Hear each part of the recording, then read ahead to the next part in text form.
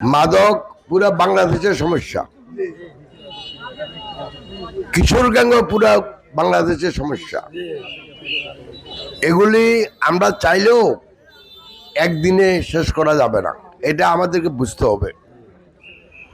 একটা দেশের যখন উন্নয়ন বা অগ্রগতি হয় সেখানে একসাথে সমাজের উন্নয়ন লাগে।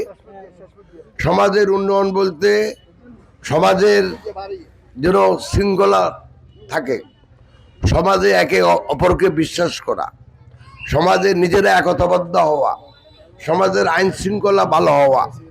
আবার একই সাথে যখন আমরা আমাদের ছেলে মেয়েদের বড় করি, শুধু পাঠ্য বই যদি পড়ে তাহলে কিন্তু একটু জ্ঞান অর্জন করতে পারে, কিন্তু তার শারীরিক বিকাশ হবে না, তার সাংস্কৃতিক বিকাশ হবে না, তার মনস্তাত্ত্বিক বিকাশ হবে না, তার মানসিক বিকাশও হবে না। অতএব আমাদের মাননীয় প্রধানমন্ত্রী নতুন একটা প্রোগ্রাম চালু করছেন, আপনারা শুনছেন, নতুন কুড়ি স্পোর্টস। এর মাধ্যমে যদি আমরা তাদেরকে শারীরিক চর্চা শিখাতে পারি, শারীরিক বিকাশ ঘটাতে পারি, তাহলে মানসিক বিকাশও ঘটবে। এবং একই সাথে অর্থনৈতিক প্রবৃদ্ধির মাধ্যমে যদি আমরা দেশে বিনিয়োগ বৃদ্ধি করতে পারি তাহলে কর্মসংস্থান সৃষ্টি হবে।